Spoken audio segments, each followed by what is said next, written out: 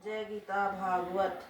बलि जो जो अस्त्र मारते थे इंद्र उन्हें तत्काल काट देते थे। हे राजन, इंद्र की वीरता से घबराकर राजा बलि अंतर ध्यान हो गए तथा अपनी आसुरी माया प्रगट की। कभी देवताओं पर पर्वत वृक्ष मूसलाधार जल वृष्टि करने लगे तो कभी सर्प बिच्छू अन्य विषैले जंतु डक मारने लगे। मारो मारो, काटो काटो चिल्लाती हुई सैकड़ों राक्षसियों तथा राक्षस प्रकट हो गए। राजा बलि ने प्रलय कालीन अग्नि उत्पन्न कर दी। जब देवता तथा इंद्र दैत्यराज बलि की इस माया से घबरा उठे तब उन्होंने भगवान का ध्यान किया। वे अंतर्यामी प्रभु वहां पर प्रकट हुए। उनके प्रभाव से असुरों की वह कपट माया तुरंत विलीन हो गई। जब कालनेमी दैत्य ने भगवान को गरुड़ पर देखा तब उसने उन पर त्रिशूल से आक्रमण किया। तब भगवान ने उस कालनेमी को पकड़ कर उसको वाहन सहित मार डाला। माली, सुमाली और माल्यवान को भी भगवान ने चक्र से मार डाला।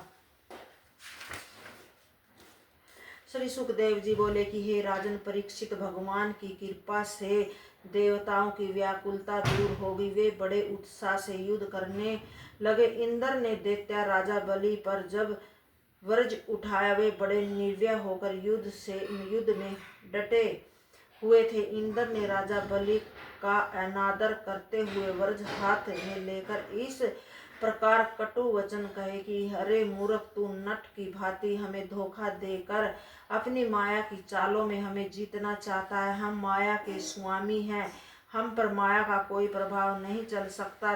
तुझ जैसा मूर्ख लुटेरों को हम उसने स्थान से नीचे गिरा देते हैं।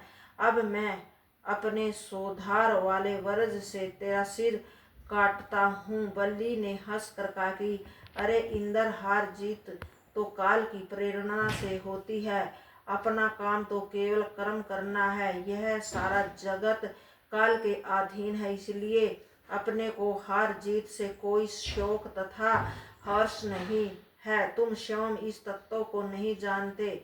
जय पराजय, यश अपयश की हमें कोई चिंता नहीं। हमें तुम्हारे इन कठोर वचनों से कोई दुख नहीं है।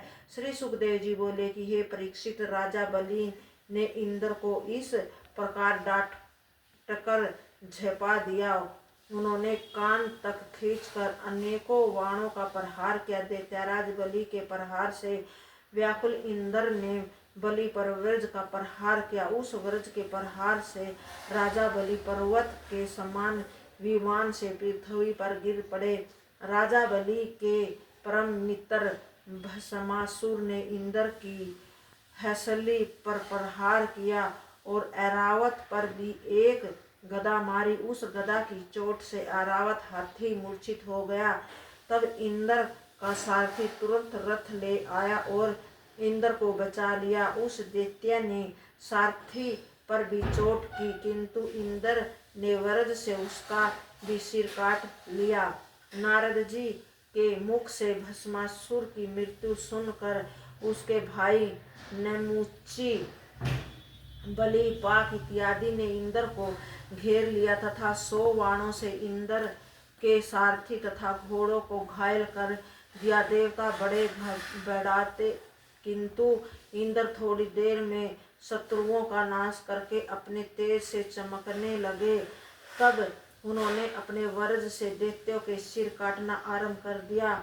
नमुची ने इंद्र पर त्रिशूल का प्रहार किया, किंतु इंद्र ने अपने बाण से उस त्रिशूल को काट गिराया और नमुची पर वज्र की चोट की, किंतु नमुची उस वज्र से नहीं मरा। यह देखकर इंद्र का बड़ा आश्चर्य हुआ कि जिस वज्र के प्रहार से वृत्रासुर जैसा महादैत्य था पर्वतों के पंख तक काट डाले, किंतु यह तुच्छ दैत्य न मर सका।